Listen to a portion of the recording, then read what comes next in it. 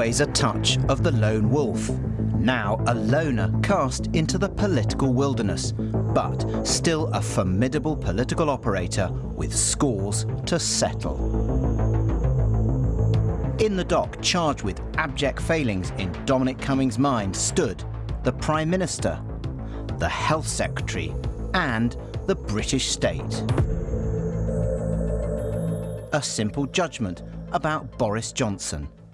If you took anybody at random from the kind of top 1% competent people in this country and presented them with the situation, they would have behaved differently to how the Prime Minister behaved.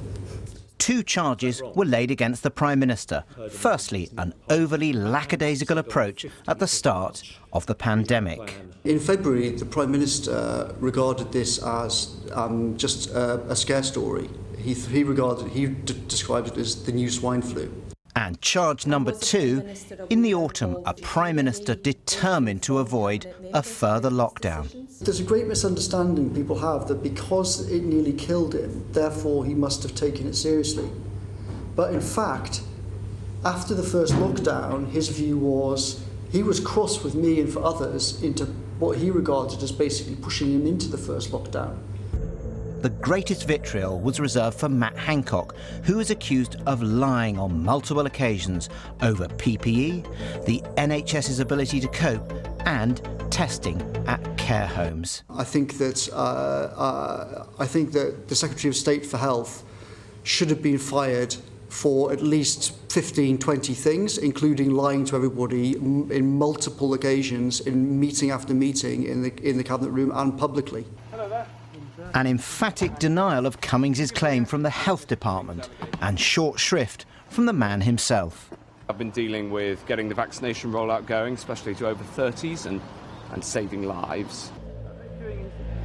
And finally, in the dock, the Whitehall machinery, guilty of misunderstanding the severity of the pandemic, guilty of assuming people would not weather a lockdown, and guilty of having no actual plan for a lockdown. But in an irony, it was one of Whitehall's most senior officials who raised the alarm. I've come through here to Helen McNamara said, I've come through here to the Prime Minister's office to tell you all, quote, I think we are absolutely fucked. I think this country's heading for a disaster. I think we're going to kill thousands of people. And finally, an end to the session. Dominic Cummings, is the Prime Minister responsible for thousands of deaths? So after a marathon 7-hour session in the House of Commons for Dominic Cummings, he's found a labyrinthine route out of the parliamentary estate and into a taxi. A Labour MP who interrogated Dominic Cummings was alarmed by what she heard. I think it's very clear that there are serious questions to answer about the allegations that were made today, both at Boris Johnson but also at Matt Hancock. And I really hope that Matt Hancock comes to the Commons tomorrow to answer some of those very serious concerns. But also, what we saw was a clash of egos, a tale of ministers playing politics at a time when people were losing loved ones, and that is precisely the opposite of what should have been happening. Tory MPs now have no time for the man they once rallied to defend. Can I make a dreadful admission? I haven't been bothered to watch any of it, and I rather suspect the rest of the country have been with me. I've got to say the Parliamentary Party don't have much time for Mr Cummings. He gave us a load of grief on his visit to the North East and his famous eye test. And actually, I don't know hardly any MPs who've even been in the same room as Dom Cummings, never mind spoken to him. So, yeah, I mean, I'm sure it's all been a big circus, but life gets back to normal tomorrow. You know, the Prime Minister and the Secretary of State for Health are getting on with getting people vaccinated, getting the country back to normal, and that's what really matters. And I suspect that's what matters to the people in Batley and Spen as well.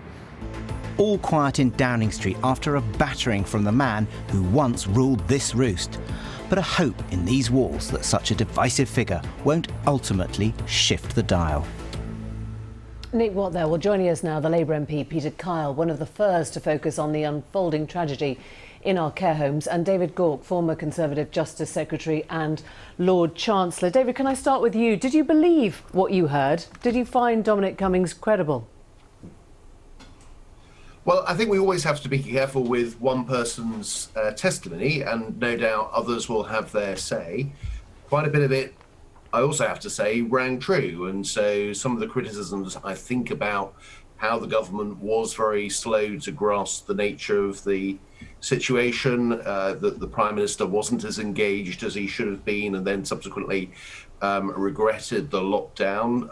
I think a lot of it rings true, but to be fair, it's important that we hear the other side of the argument, and that this information comes out as quickly as possible. It's weird to hear you saying that. Sorry to interrupt you, but the other side of the argument is still your own government. It's the same party, and it's the two men who were joined at the hip until last year. Do you feel able to defend the government's record based on what you heard today? Would you feel comfortable doing that?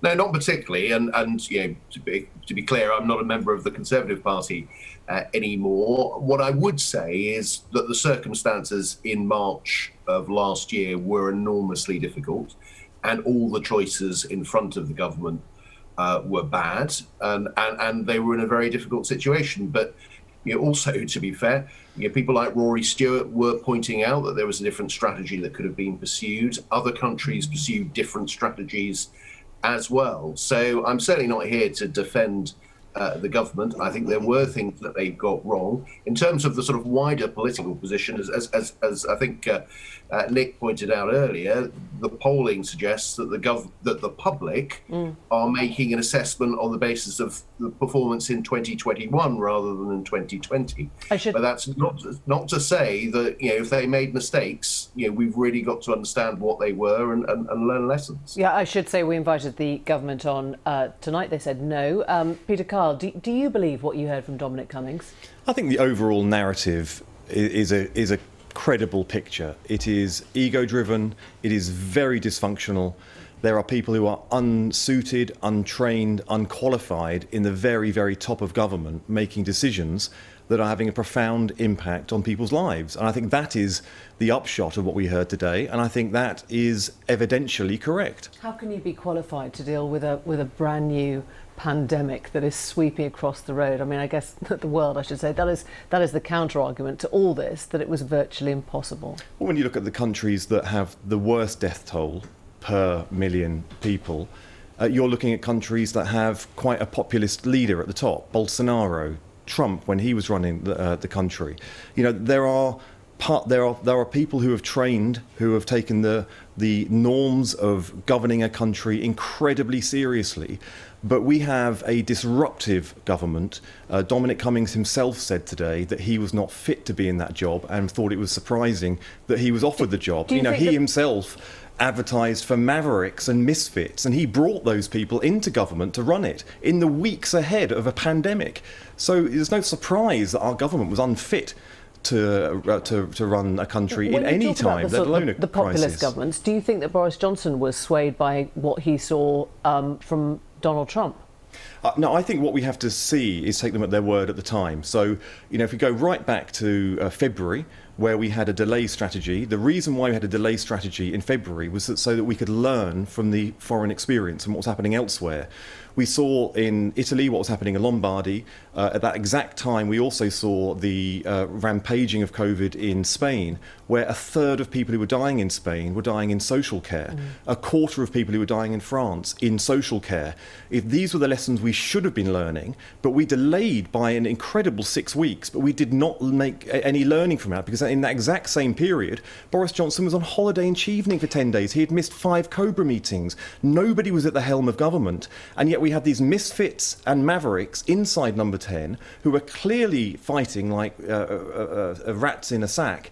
And nobody was taking responsibility for a credible public health response at the very, very top of government. And David Gauke, your former cabinet colleague Matt Hancock, dragged over the coals, called a liar, incompetent, said he should have been fired 15 times. Do you recognise that description of the Health Secretary? I have to say that's not my experience of Matt. It strikes me that with Dominic Cummings, you're either brilliant or you're useless, and he's consigned Matt Hancock to the second category. That's not my experience, and I think, to be fair, we need to be able to hear what Matt Hancock has to say. They're very serious accusations. I know Dominic Cummings was asked to provide the evidence to support those accusations. And you know, I think Matt's entitled to have his say and to be judged on that basis rather than just on the accusations, but they're serious accusations. What was very clear was that apology right at the beginning from Cummings for lives lost, thousands of deaths. Does the Prime Minister have to apologise for those failings we heard today? Does this push him to do the same thing right now? Well, I think it probably does, and I think it's very difficult for the government to argue that these are matters that should only be looked at in due course after an inquiry. If the conclusion that Dominic Cummings has reached, which I think is almost certainly fair, that there was delay at the beginning of this process. I think there are mitigating factors because it was an extraordinary, unprecedented challenge. I think the weaknesses about what happened in the autumn are also issues of concern. So I think there are a lot of questions for the Prime Minister to answer out of today's testimony. A lot of them we were already aware of, but I think, if you like, the pressure on the Prime Minister increases. But as I say, the public, you seem to be giving the government the benefit of the doubt. Well, let me ask you whether there's also pressure on the Leader of the Opposition, Peter, because it does seem extraordinary how excoriating the former advisor was to the PM. Don't you think that Keir Starmer could have gone harder for all those months, having heard what you heard today? I think the country wants a reasonable forensic, look at the facts, and that's what Keir tried to do today. I mean, he calmly presented the facts. When you've got Dominic Cummings being hysterical, you've got the Prime Minister who's just shrugging it all off and pretending, not me, Gov. And I think what the country really wants is a leader of the opposition who is just calmly putting the facts to. Now, listen. You've heard what David Gauke says. The public's moved on and they're just concentrating on the vaccines. That's what we heard in. Well, in actually, look. Today we have had the most senior advisor in Number 10 accusing the Health Secretary and the Prime Minister of lying. We've had the Prime Minister rejecting that, so in effect calling his senior advisor as lying. They're all saying each other as lying. I'm saying quite categorically that none of them were fit to run a public service at which people's lives were at stake. We know for a fact that these things were unfolding. At the beginning of March, care homes, COVID was running rampant in care homes. They say now they didn't know. Matt Hancock, Dominic Cummings, Boris Johnson say they didn't know. I stood up in the House of Commons on the 25th of March and I told Boris Johnson on the record in PMQs this was happening. Testing, that PPE and that it was being spread by agency workers. Boris Johnson said it'd be fixed within a week. It wasn't fixed for 8 months. Peter, these are the facts and it didn't happen. You've delivered us to exactly where we're going next. Peter Kyle and David Gauke, thank you both very much indeed.